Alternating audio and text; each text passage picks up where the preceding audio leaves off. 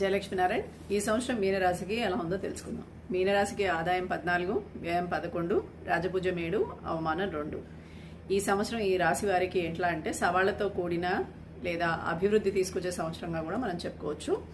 గత సంవత్సరం కొన్ని క్లిష్ట పరిస్థితులు సంక్లిష్టంగా గందరగోళంతో నడిచింది.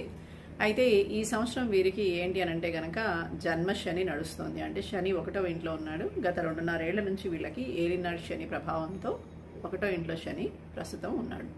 ఈ కాలము బాధ్యతలు, సరిహద్దులు, అనుసరణ విధానము గురించి లోతైన జ్ఞానం వస్తుంది. కాబట్టి ఈ సంవత్సరం చదువుకోవడానికి చాలా మంచిది.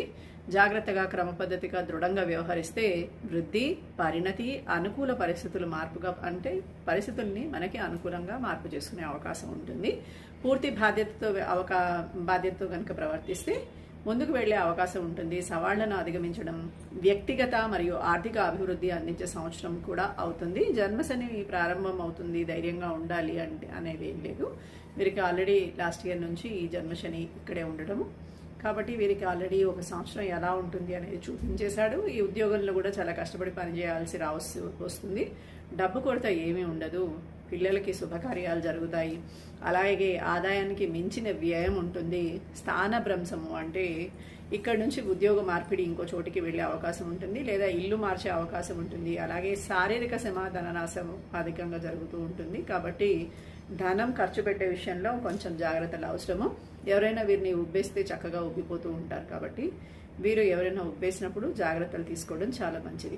మనోవాంఛ సిద్ధి, దైవానుగ్రహము, ఐశ్వర్య ప్రాప్తి, కార్యానుకూలత, కీర్తి, ధనలాభము ఇలాంటివన్నీ గురువు వల్ల కలుగుతాయి. అందుకని వీరికి ఈ సంవత్సరం చక్కటి ఉద్యోగాలు సిద్ధించే అవకాశం ఉంటుంది.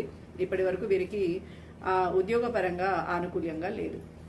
అలాగే తేజోక్షీణత, మనశ్చింత ఉంటుంది. వీరికి భోగభాగ్యాలు చక్కగా ఉంటాయి. నూతన వస్తు ప్రాప్తి, ధనలాభం కలుగుతుంది. ఈ సంవత్సరం వీరు మహాలక్ష్మిని నిత్యం ఆరాధన చేయడము, అలాగే ఆ శ్రీహరిని నిత్యం ఆరాధన చేయడము, శ్రీకృష్ణ రూపంలో కానీ నారసింహ రూపంలో కానీ ఈ సంవత్సరం ఆరాధన చేయడం వల్ల వీరికి విశేషమైన ఫలితాలు లభించి ఈ సంవత్సరం చాలా చక్కగా ఉంటుంది. ఈ సంవత్సరం మీనరాశితో పాటు మనకి ఈ సంవత్సరం యొక్క ఫలితాలు పూర్తయినాయి. మీ అందరికీ ఉగాది శుభాకాంక్షలు. మీ అందరికీ ఈ సంవత్సరం భోగభాగ్యాలతోటి ఉగాది పచ్చడి లాంటి 6 రుచుల జీవితంతో చక్కగా హాయిగా ఆనందంగా సాగిపోవాలని కోరుకుంటున్నాను. జయలక్ష్మీనారాయణ.